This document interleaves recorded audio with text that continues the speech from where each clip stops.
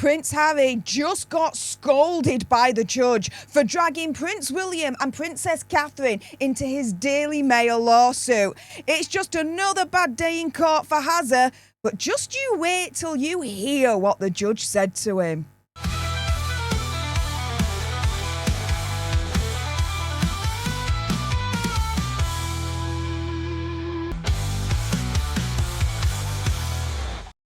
Hey up everyone, it's me, Stef The Alter Nerd, your nerdy alternative, and welcome to the Dose of the Daily Nerd, where I break down the royal news and gossip of the day that's pretty much caught me eye. And oh my goodness, yeah, let's jump into this madness, shall we? Because Hazza, opinion, conspiracy theory, whatever, has just been scolded by the judge for dragging Prince William and Princess Catherine into his Daily Mail lawsuit. It's just another bad day in court for Hazza, but just you wait to hear what the judge actually said to him. Now, here's the article from the Times. Prince Harry barred from saying that Princess Catherine and family were victims in privacy claim.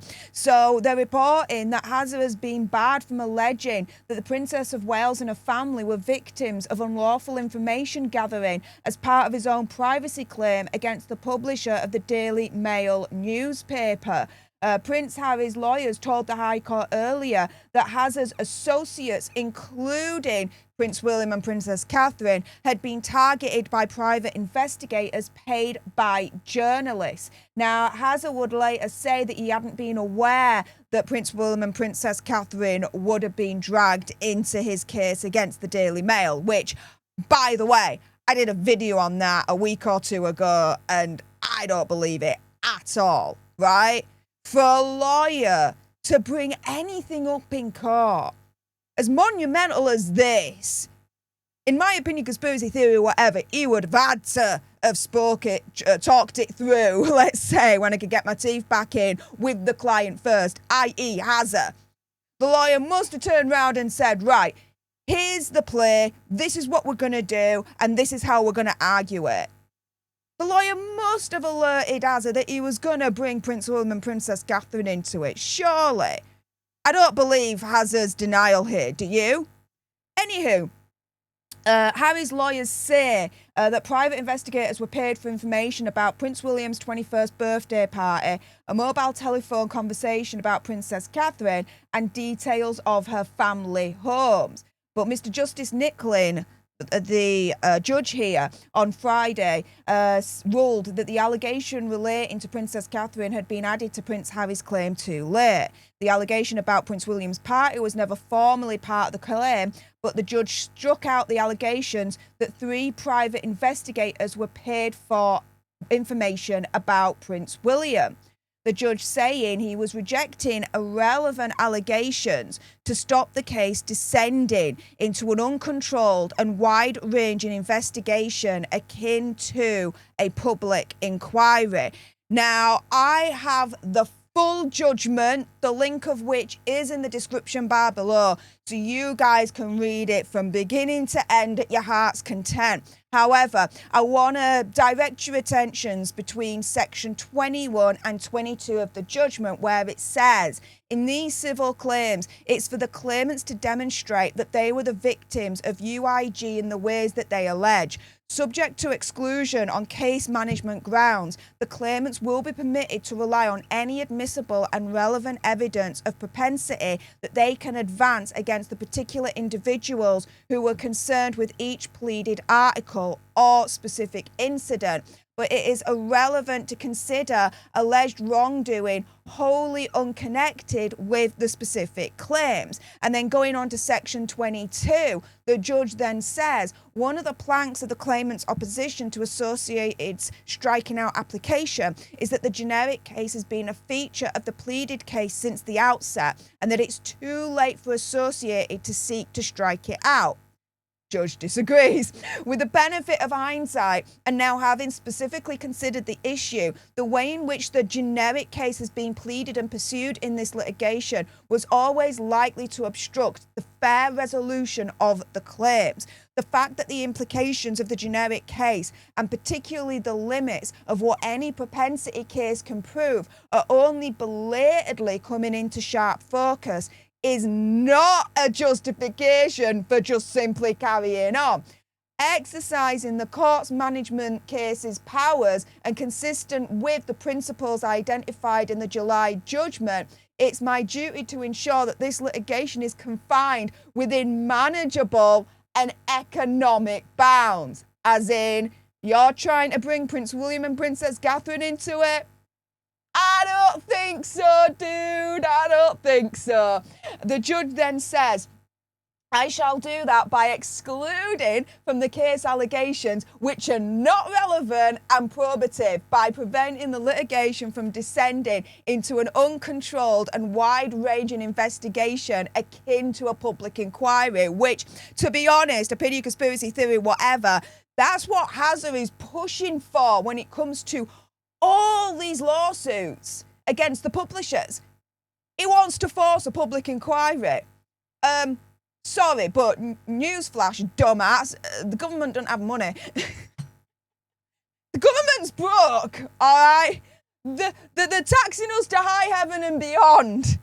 That's how broke the government is at the moment. And Hazza thinks that the government has a few spare million in the bank to do a public inquiry for him for what he wants. Not a chance. Now, the judge concludes in section 22 by saying, by striving to manage the case to exclude peripheral material which is not essential to the just determination of the real issues between the parties and the examination of which would be disproportionate to its importance to those issues. So, in other words, peripheral material which is not essential, dragging in Prince William and Princess Catherine, is not essential to the just determination of the real issues between the parties and the examination of which would be disproportionate to its importance to those issues. In other words, Judge turned around and said, I'm not having it. You are not dragging Prince William and Princess Catherine into this lawsuit. I'm not having it in my courtroom. Bugger off, Hazza. You lost. Game over on that particular score. Now, going back to a little bit more of the judge's ruling, Judge Nicklin had also barred claims that journalists commissioned burglaries to order as part of his privacy claim. So Hazza wasn't only just pushed back on trying to drag Prince William and Princess Catherine into his lawsuit. Oh, no. He was denied on a couple of other aspects of his lawsuit as well, including this whole burglaries to order accusation that he was bringing.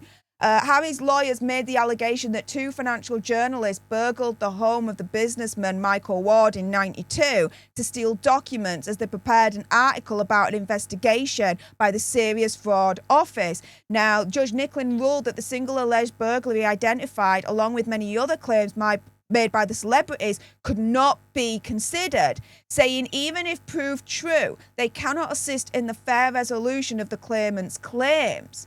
It is not alleged that this incident has any connection with any claimant or any pleaded journalist.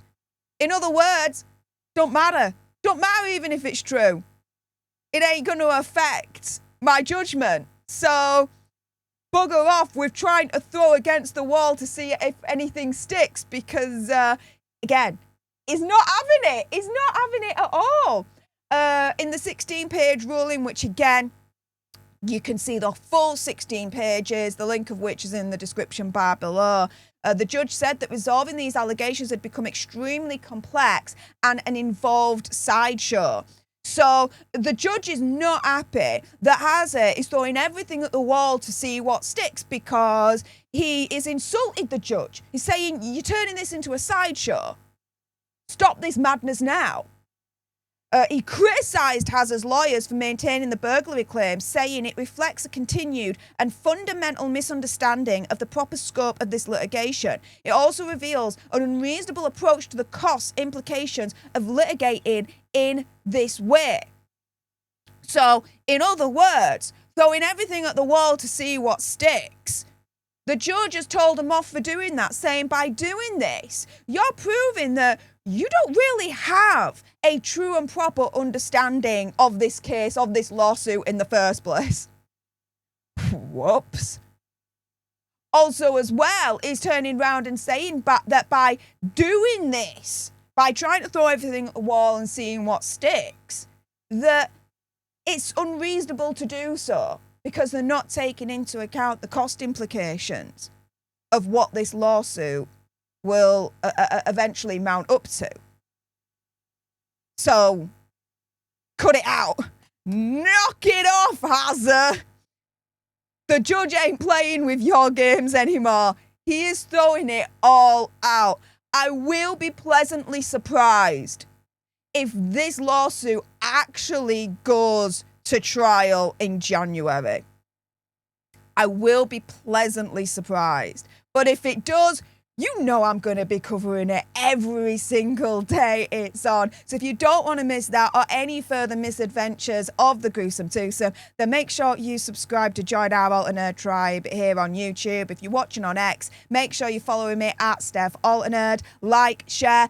Comment down below your opinion, conspiracy theory, whatever. What do you think to the judge scolding Hazza on trying to drag in Prince William and Princess Catherine to his lawsuit against the Daily Mail? Do you think the judge made the right ruling on that? What do you guys think? Let me know in the comments down below. Thank you so much for tuning into this video. I appreciate all your faces. And until the next time, you guys, laters.